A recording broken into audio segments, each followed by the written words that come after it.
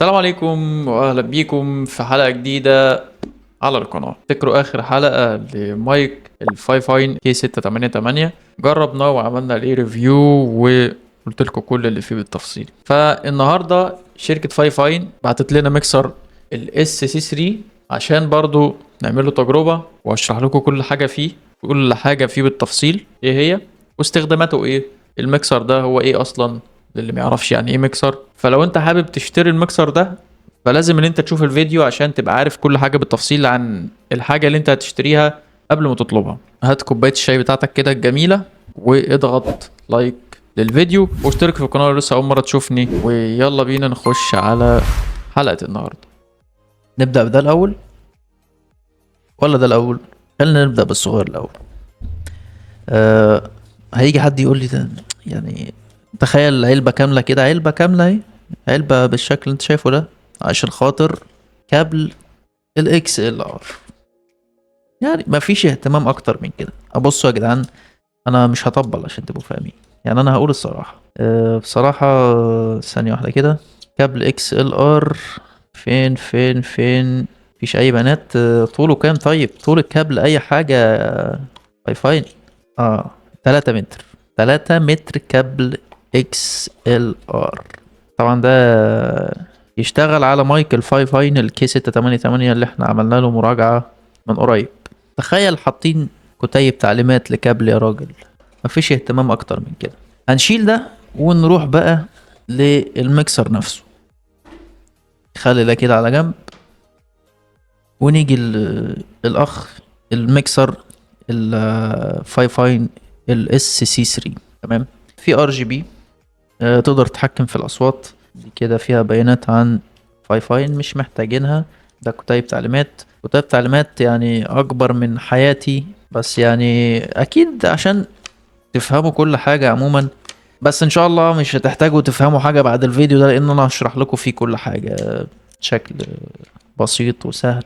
هنا شرح التشغيل يعني. هنركن كتيب التعليمات على جنب ونشيل الجميلة دي.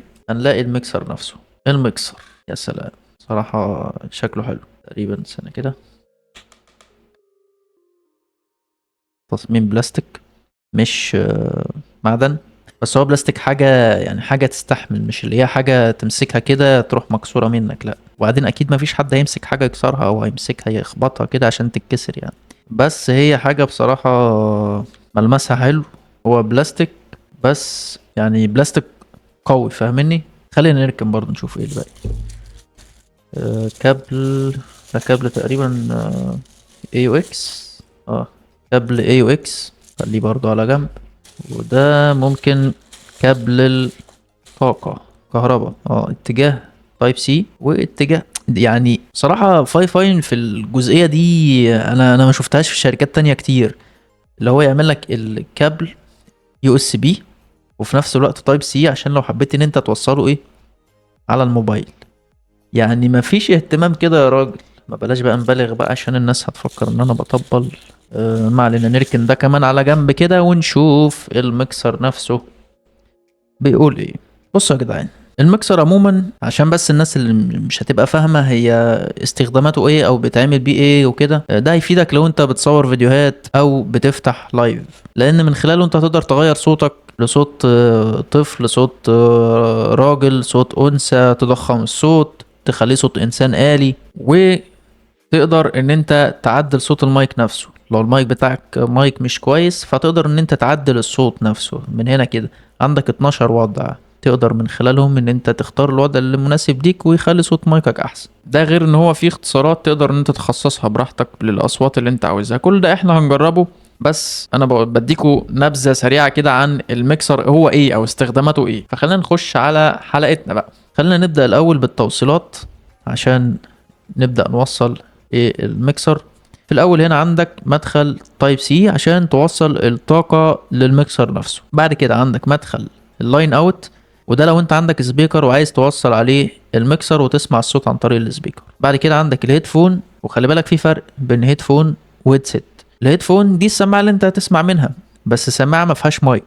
فانت لو انت عندك السماعة بتاعتك مش يعني ما فيهاش مايك هتستخدم الهيدفون. السماعة بتاعتك فيها مايك هتستخدم الهيدسيت. ده هيفيدك في ايه؟ هيفيدك لو انت مفيش عندك اكس ال ار، مفيش عندك مايك اكس ال ار، فهتستخدم مايك السماعه، يبقى هتوصل في مدخل الهيدسيت. بالنسبه لللاين ان ده، لو انت عايز تستخدم التليفون بتاعك ان انت تشغل اغنيه مثلا في اللايف او حاجه، او تشغل اي حاجه تانية وتتحكم في صوتها عن طريق اللاين ان هنا، فبتوصل بكابل الاي اكس اللي جاي مع الميكسر في اللاين ان هنا، وتوصله في الموبايل. وطبعا ده هنجربه كلنا مع بعض دلوقتي. نيجي للزرار الاخير وده ديناميك وكوندنسر. فانت هنا بتختار المايك بتاعك اللي انت هتوصله في الاكس ال ار، هو مايك ديناميك ولا كوندنسر.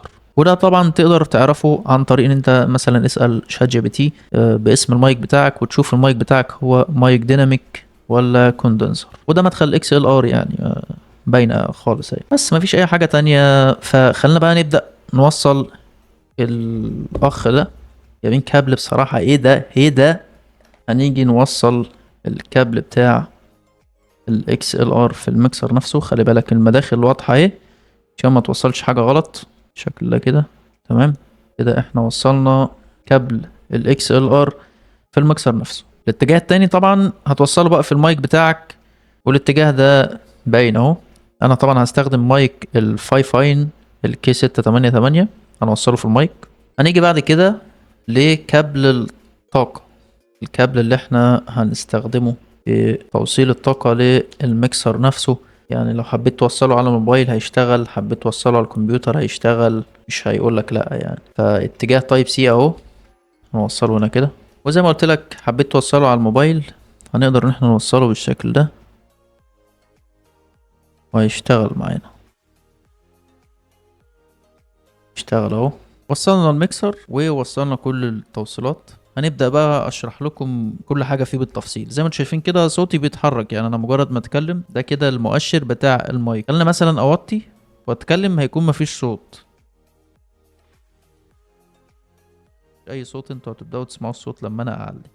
تمام. هنبدأ نشرح بقى كل حاجة بالتفصيل بتعمل ايه. حابين نغير المود بتاع الاضاءة، عندك اكتر من مود للاضاءة. المود الاساسي اللي هو الار جي بي اللي قدامك ده، عندك اكتر من واحد تاني لكن بشكل مختلف.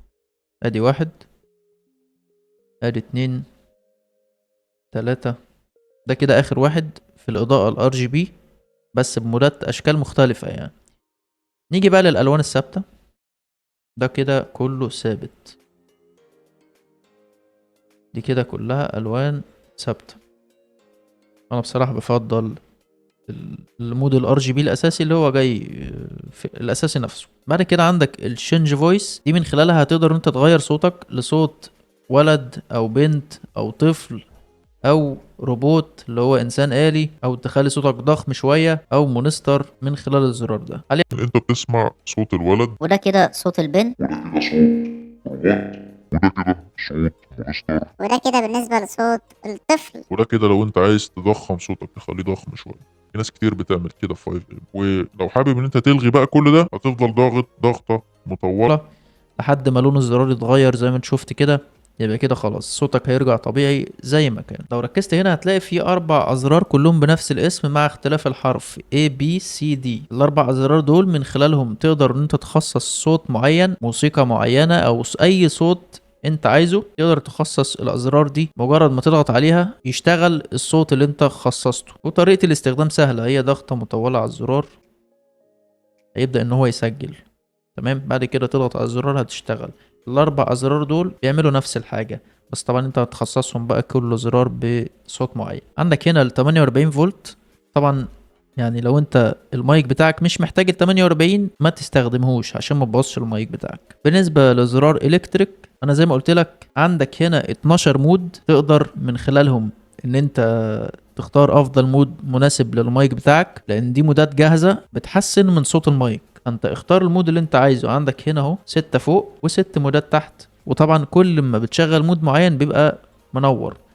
هنجرب كده واحد، المود اللي اسمه دي بي. شايفين الاضاءة؟ ولو ركزتوا هتلاقي يعني تغيير بسيط كده في صوت المايك بتاعي. وطبعا كل ضغطة بيبدأ ان هو يغير على المود اللي بعده. زي ما انت شايف كده بقينا على الاف تحت اهو. ولو ضغطت ضغطة مطولة هيتلغي كل ده. مجرد ما يرجع لون الزرار زي ما كان يبقى كده خلاص كل ده اتلغى. عندنا هنا 4 أزرار. عندك زرار للمايك، لو حابب ان انت تعلي او توطي المايك من الزرار ده مكتوب تحتيه مايك، والزرار ده مكتوب عليه ميوت. ركز كده، ميوت ميوت، وهنا ميوت برضو. هنا هنعمل ميوت لصوت المايك عشان ما تسمعش صوت المايك بتاعك انت، ومفيش حد هيسمعه، ولا انت ولا اي حد. هنا هتعمل ميوت لللاين ان، هنا هتعمل ميوت لللاين اوت. وبالنسبه للمايك مونيتور ده من خلاله انت هتسمع صوت المايك بتاعك، وتقدر ان انت تعدل على الصوت، تعلي صوت المايك، توطي صوت المايك، تضيف عليه فلتر. فلو ضغطت على الزرار ده هيبدا ان هو يسمعك صوت المايك بتاعك. بالنسبه لللاين اوت ده لو انت موصل سبيكر، يعني لو موصل سماعات في مدخل اللاين اوت اللي هنا ده، السماعات الكبيره الضخمه دي تقدر تتحكم في صوتها من هنا. الهيدفون ده صوت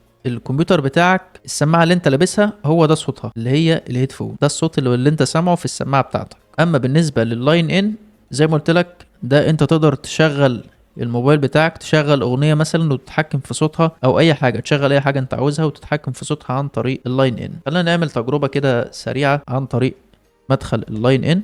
هنوصل فيه كابل الاي يو اكس، الطرف التاني كمان برضو اي يو اكس. بس هيجي واحد يقول لي انا ازاي هوصل يعني انا موبايلي مش بيدعم الاي يو اكس، مفيش فيه مدخل اي يو اكس. فهيبقى معاك تحويله زي دي كده، توصلها هنا وتوصلها في الموبايل بتاعك او الايباد بتاعك. انا طبعا مش هفتح اغنيه عشان ما يجيلناش عليها حقوق، هنفتح الفيديو بتاع مايك الفاي فاين الكي 688. ده مايك الكي 688 سامعين انا بتحكم في الصوت اهو. ويو اس بي في نفس الوقت. هل المايك ده فعلا يستاهل الشراء؟ وهل مناسب لليوتيوب والبودكاست؟ ده كل اللي هنعرفه في الحلقه دي. طبعا انت ممكن تشغل اغنيه، تشغل اي حاجه على الموبايل بتاعك، وهتبقى شغاله في اللايف في الخلفيه، وتقدر انت تتحكم في صوتها لوحده، وتتحكم في صوت الكمبيوتر لوحده بشكل منفصل. كل حاجه انت بتتحكم فيها لوحدها. وبس كده احنا وصلنا لنهايه الحلقه، وانا اتكلمت عن كل حاجه فيه بالتفصيل. اتمنى ان انا ما اكونش نسيت حاجه عموما، فلازم اقول لكم رايي فيه والمشاكل اللي واجهتني فيه كانت ايه. بالمناسبه هي تعتبر حاجه مش مشاكل يعني. المكسر بالنسبه لسعره فهو بصراحه ممتاز، وسعره مناسب، سعره مش غالي قوي. روابط الشراء ليه هتلاقوها في وصف الفيديو لو حد حابب يشتريه. العيوب الوحيده اللي واجهتني انا فيه، وممكن في ناس ما يعجبهاش حاجه زي كده، ان انت لو انت عندك سماعه وايرلس مش هتقدر ان انت توصلها فيه، لان هو ما فيهوش مدخل وايرلس. عندك سماعه يو اس بي مش هتقدر برضو توصلها فيه، لان مفيش مدخل يو اس بي، الا اذا كان في تحويله تستخدمها تحول لك السماعه بتاعتك من يو اس بي لمدخل اي يو اكس عادي. كل اللي انا قلته ده طبعا مش مشكله في الميكسر، لا الميكسر كويس وبيقدم اداء كويس، بس دي العيوب الوحيده ما اكيد كل حاجه فيها ليها مميزات وليها عيوب. فدي العيوب اللي قابلتني. يعني انت لو انت سماعتك يو اس بي هتحتاج تحويله، سماعتك وايرلس مش هتقدر تشغلها خالص، لانه اكيد مفيش فيه وايرلس ولا فيه بلوتوث. لكن هو ممتاز كشكل، والحاجه اللي بيقدمها حلوه جدا، وهيشتغل على المايك سواء كان مايك ديناميك او مايك كوندنسر، هيشتغل معاك بدون اي مشاكل. بس دي كده كانت مراجعه سريعه لميكسر الاس سي 3 من شركه فاي فاين. ما تنسوش لايك للفيديو واشتركوا في القناه. اشوفكم ان شاء الله في حلقه جديده. السلام عليكم.